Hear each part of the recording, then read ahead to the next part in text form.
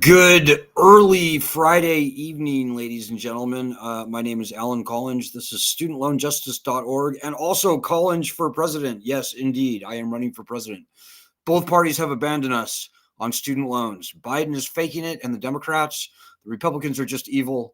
Tell everybody you know with student loans about my campaign. Collingeforpresident.com. And look, you can even call me if you want. But this is really about student loan justice, guys. The whole point of my presidential campaign is to solve the student loan problem.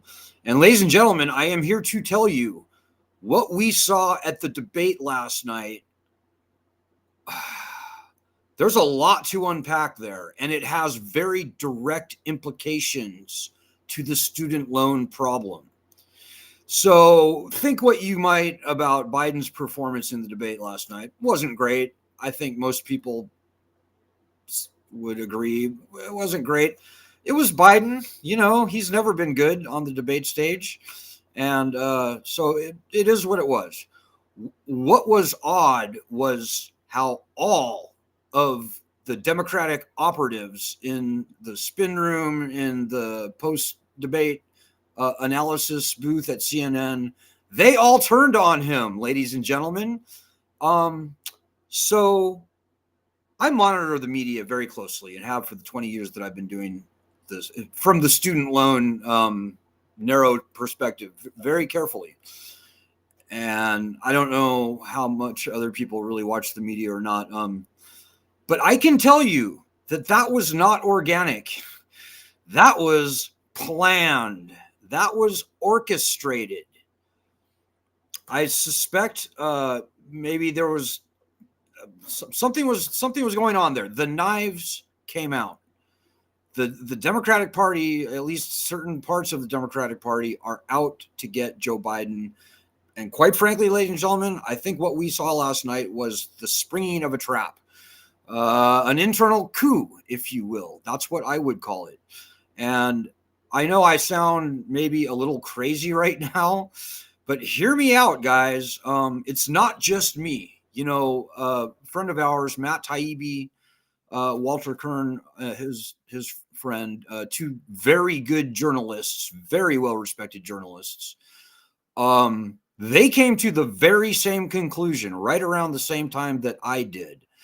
And let me just dial this in for you. This is a post-debate show that Matt and Walter were doing last night that sort of shows the confluence of our, I would say, I am kind of an expert, but certainly Matt Taibbi and Walter are definitely experts on this. So let me just dial this in for you. Hopefully you can see my screen. Here it is. There's a process, but they changed the process after that. So I apologize for not knowing how this works, but it looked like, I mean, look, this is Alan Collinge, the student loan activist, saying this guy's right. Yeah. It's a Democratic coup. Absolutely. Yep. Total setup. Total setup. Because Tim was in the spin room. Right. And you know, having been in spin rooms before, like, for them to all come out and bum rush Biden in exactly the same tones. Oh, I've been getting texts. My phone's been blowing up. Like, that hasn't happened before when Biden's been on television. Like, come on. Like, listen. They're not that brave. They know, you know, they know when their duty is clear, and they know what the script is, and they know what to do. So there you have it.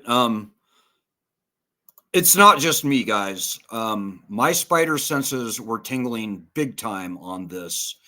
And some very smart people agreed. John Cusack actually weighed in as well. Just I feel like a shameless name dropper here. John Cusack also jumped into this conversation and totally agreed. And so this is not organic. Something is going on.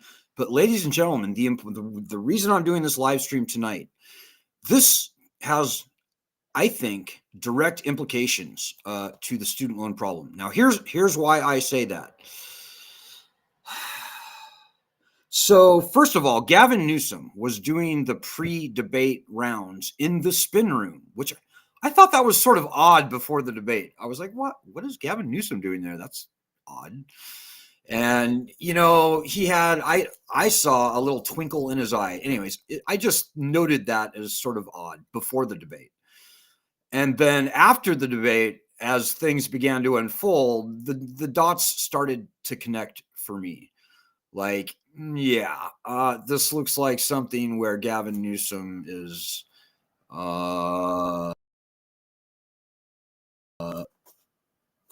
he's something is afoot. Gavin Newsom is involved. And so, but here's the important part, guys. There's a family in California called the Swig family. They are extremely wealthy, extremely influential in California politics. They essentially control many high-profile politicians from California, including, and probably chief among them, Gavin Newsom, Nancy Pelosi, Susan Rice, and maybe most importantly, Kamala Harris. Kamala Harris is kind of their project, their protege.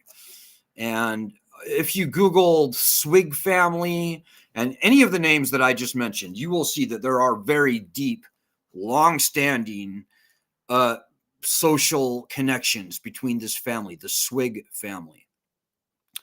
Now, shortly after Joe Biden, now let me back up just one more minute. Our group started the national push for student loan cancellation by executive order with our petition, change.org/cancel student loans.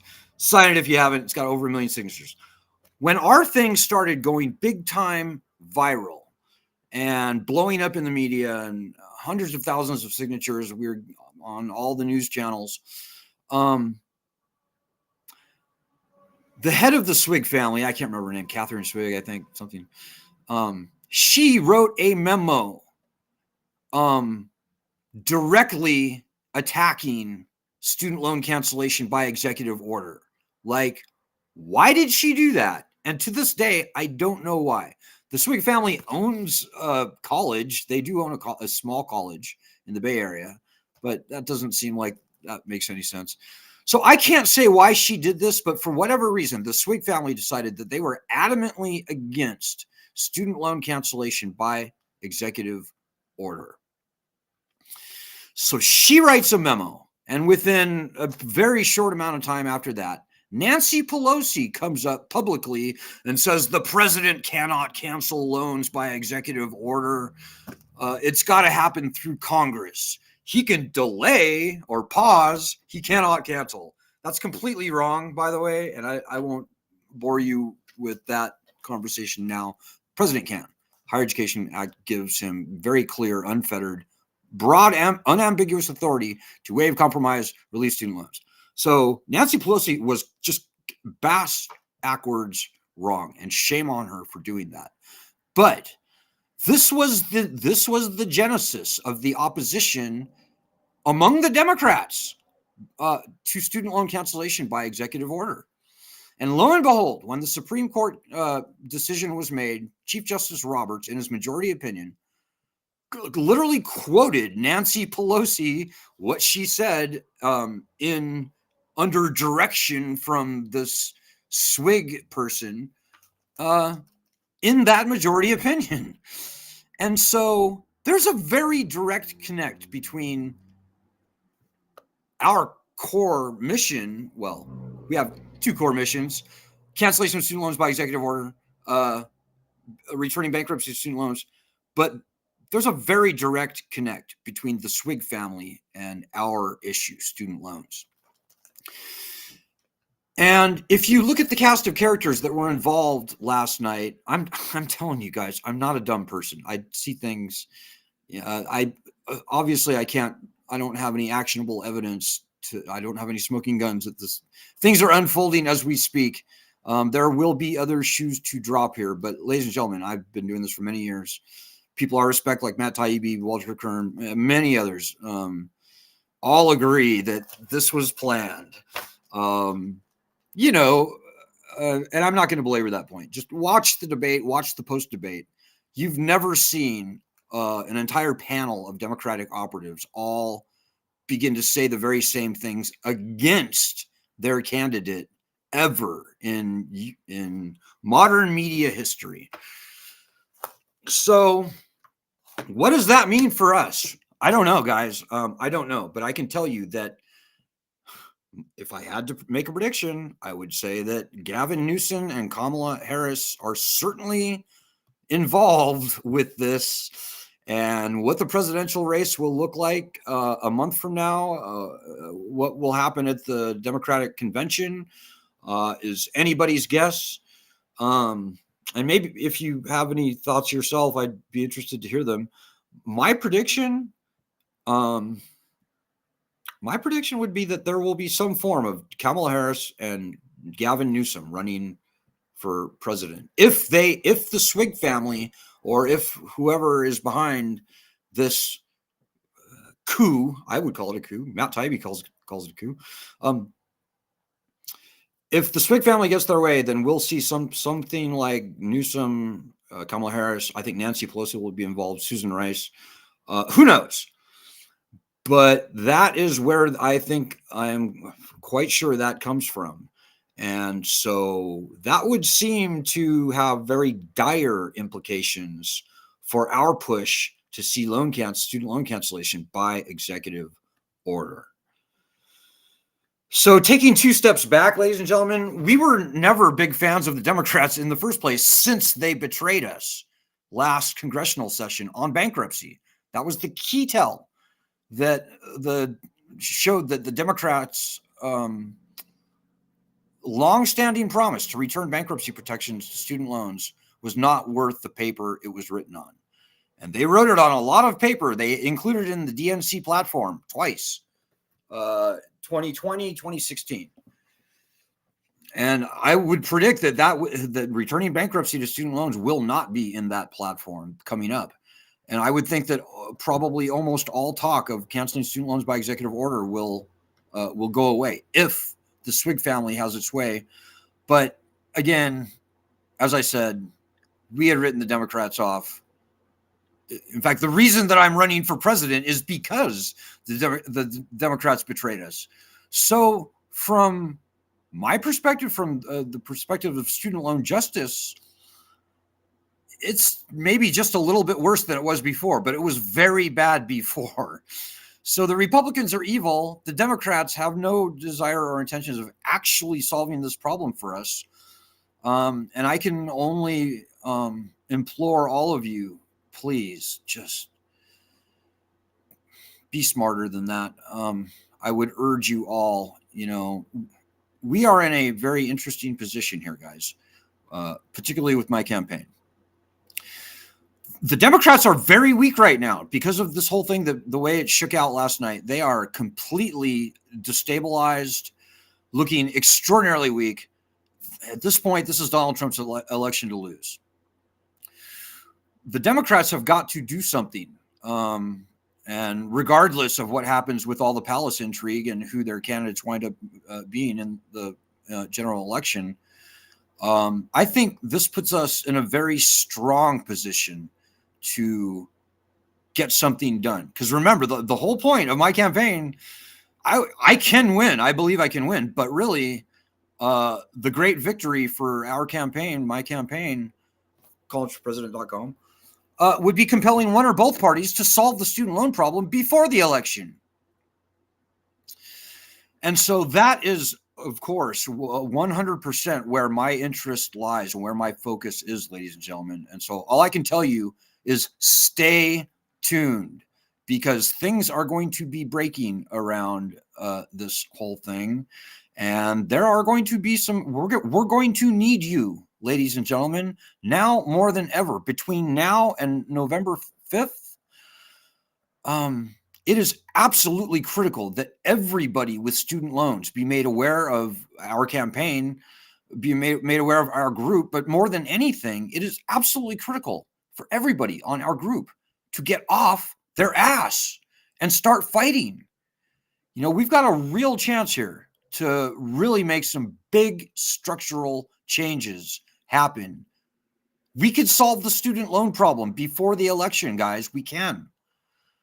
You know, when bankruptcy, for example, is returned to student loans, standard bankruptcy rights returned to student loans, it is a fait accompli after that, huge tranches of that debt will be canceled.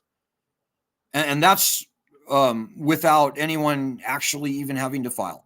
Just getting the leverage of bankruptcy back on our side will solve everything. I mean, everything will sort itself out for this problem, this 50-year problem, 20 years that we've been fighting it tooth and nail with every ounce of energy that we can muster.